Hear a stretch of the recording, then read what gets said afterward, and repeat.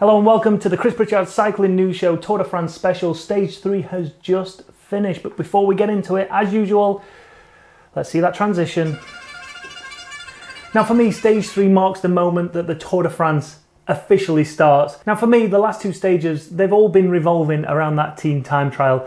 A lot of people really worried about how that was going to go, but now they've kind of got that out of the way. Everybody was free to race, and race they did. Let's take a quick look back at exactly what happened on Stage 3. The racing was fast and furious right back at the start, and within the first 10 kilometres, a break of 5 riders went up the road, which included Tim Wellens, as well as Delaplace, Ursulin, Rosetto, and Alfredo. And all 5 of them worked pretty well together, extending that lead out to around 3 minutes, and it kept yo-yoing between 2 and 3 minutes. Eventually though, at 48 kilometres, when the real meat of this stage was beginning, Tim Wellens hit out on a solo attack. Once that happened, Quick-Step were on the gas and they were using riders left, right and centre to make sure that Alaphilippe was in the perfect position come those hills towards the end of the stage. At around 25 kilometres to go, it looked like Mike Turnison might have realised that his days in yellow were numbered. He was at the back of the peloton and looked like he might be struggling. With 16 kilometres to go, Quick-Step were going full gas to make sure that Alaphilippe was in the right position to drop him off, to make sure that he could have the best chance of winning this stage. Luckily for Tim Wellens, he'd done enough to put himself in the polka dot jersey, because at the top of one of the climbs towards the end, he actually stopped. He was that gassed. But he did achieve what he'd set out to achieve, and that was to get in the polka dot jersey, so we can forgive him for just for stopping at the top of the climb. Alaphilippe went solo within the last 10 kilometres, and no one really picked up the pace. Sky came to the front and it was more of a shepherding role that they played. They weren't really hunting him down. The gap between the peloton and Alaphilippe extended all the way to about 50 seconds, which did put him in the virtual yellow jersey. But then all of a sudden, it seemed that a couple of teams got to the front. The likes of Darrell Impey from Mitchelton Scott just started pressing that pressure on a little bit more, and it looked like he was going to come back. It did look like within the last 5 kilometres that he wasn't going to be able to stay away, because that gap came down really quick. And I don't think at any point Alaphilippe actually realised or wanted or even cared. Maybe he cared a little bit, but I don't think his mind was really on the fact that he wanted to win the yellow jersey. He wanted to win that stage. That stage was built for him, just like Jimmy Mack predicted yesterday, if any of you understood what he was saying. Jimmy Mack said this stage was built for Alaphilippe, and it was absolutely perfect for a guy of his stature, his skill and his form to be able to do what he did, go off the front. However, looking back at the peloton, it looked like Sagan was almost just toying with the rest of the riders within the peloton. He was able to match everybody's pace. He was able to, had he wanted to, gone on a bit of a solo break himself. So whether he wanted it to come back and he wanted to go for that stage victory, or he was just, feeling his way out into the stages, I'm not too sure. By rights now, Sagan is in the green jersey. He's not holding on to it for anybody else now. That's his by rights. Coming into the last kilometre, there was nothing really too dangerous for Alaphilippe to worry about. There was a little kick up around 300 metres to go that could have caused a few issues had they been a bit closer. It was then down to whether he was going to actually make it into yellow or not, because prior to the peloton trying to gain that second position, no one was really pushing too hard to try and make sure that they were in yellow. You saw Jumbo-Visma trying to no avail with around 15-20 kilometres to go to try and keep that gap down to make sure that Mike Turnison was maintaining yellow, but he was out the back. There was no chance that was going to happen. And I think as soon as they realised that, they all gave up. Then it was a couple of solo riders who wanted second place on the stage that actually had this bit of a fight towards the last kilometre, which closed the gap slightly. But it was enough for not only Alaphilippe to take the victory, but for him to also take yellow. And this was the moment he actually found out he was in yellow.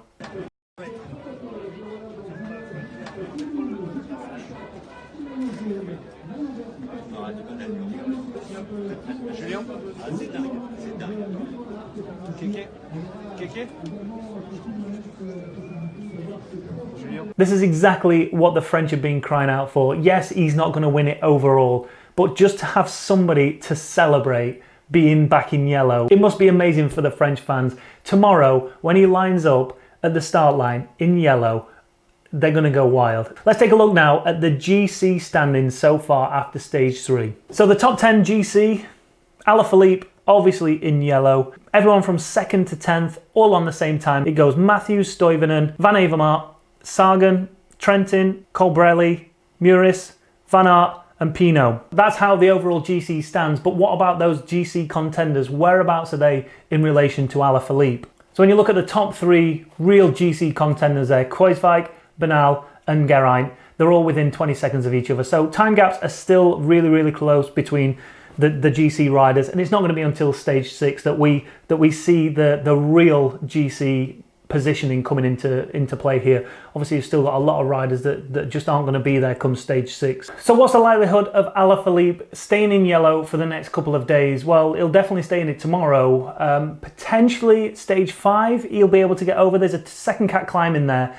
but I think stage 6 he's going to have to work really hard to make sure he's still in yellow. But let's take a quick look now at stage 4 and give it a Pritchard preview. Okay, well, taking a look at that, my prediction is it's going to be a sprint. Within there, obviously, you've got 2 4 category climbs, 1 kilometre at 7% and 3.2 kilometres at 5%. Nothing that's going to stop the big sprinters this time. Caleb Ewan did really well to stay in with those climbs today. However, the pace of Alaphilippe and the pace of the rest of the peloton trying to chase him was enough to kick Caleb Ewan out. However, I don't think he's going to be getting dropped this time around in stage 4. So I think we're going to see every sprinter making their way to the front by the end of this stage. Do you know what? I'm actually going to go for Ewan tomorrow. My prediction, Caleb Ewan for tomorrow's stage. All right, so that'll do it for today's stage. Let's take a look at what else is happening in the Tour de France related news. First up, and over the weekend, the official Le Tour de France Twitter account tweeted this. Last night, one of 4 Quebecer bicycles on show at the Brussels fan park was stolen. The auction at the end of the tour helps us finance bicycles for children in South Africa. Please help us find the yellow Quebecer bicycle. Mark Cavendish was fuming. This makes me so sad and angry. Quebecer is the official charity of La Tour and one close to my heart, changing lives of entire communities with bicycles. Please, somebody must know how to get this bike back from the absolute dick that stole it. He's got a point. What an absolute bell. To have taken that bike, I'd say no, there's no excuse. I'm trying to think of maybe they didn't realise that Quebecer was such an important charity, but no, it doesn't matter if it's Quebecer's bike, Dave's bike, Cyril's bike, or my bike. Do not steal bikes, dickheads. I saw a mention in the tweets as well that someone said we should retweet this, make it too hot for them to handle. But I'll be honest, I think between Mark Cavendish and Le Tour de France with their combined 4 million followers, I think they've got it covered. Janice, honestly, don't worry about tweeting it out to your 4 followers, okay?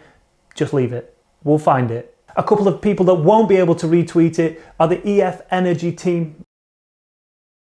Team CEO Jonathan Vaughters told the Business Insider, they were like, yeah, you know, we shouldn't be on our phones at the table. We should be talking. So they agreed to make it a rule. It was communal rulemaking. True democracy. But not only have EF Education First banned phones at the dinner table, they also now made their riders do their own dishes.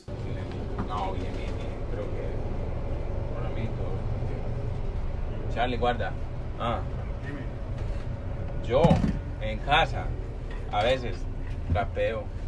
Moving on now, and Tom Boonen has had his say on who he thinks is going to win this year's Tour de France. Boonen told Cycling Weekly, I have Geraint Thomas on my list. I mean, to me, that sounds like he's sitting on the fence. He's got a list of riders who he thinks is going to win.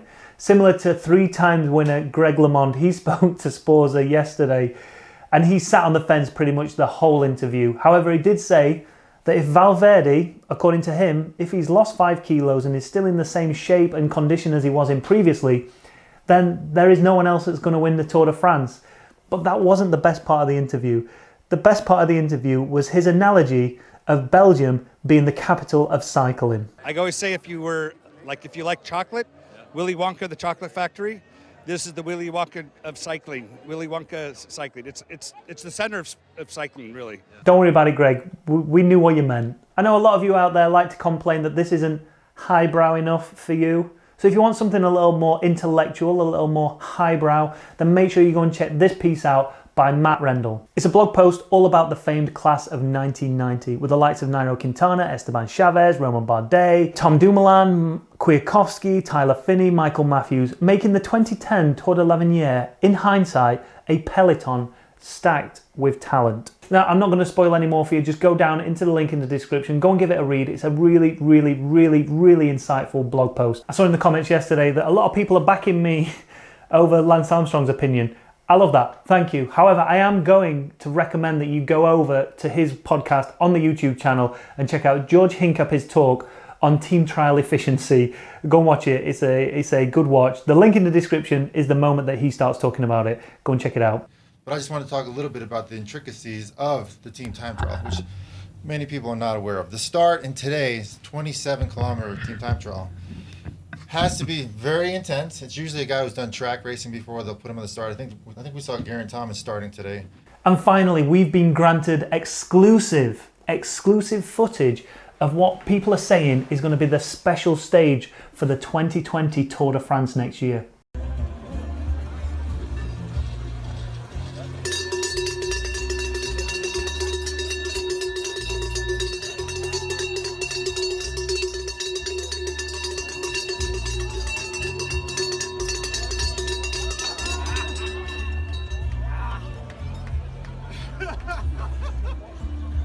So that's it. Hopefully you're sufficiently filled in with enough Tour de France knowledge now to be able to go and tell your mates exactly what has happened on today's stage and get involved in those conversations at the water cooler when someone says to you, did you watch yesterday's stage? Just reel off all the information I just gave you. Some of it's pertinent, some of it's not. Don't forget to hit that like button. Don't forget to hit that subscribe button. Hit that notification bell when we go live with our next video. You will be notified. Until tomorrow.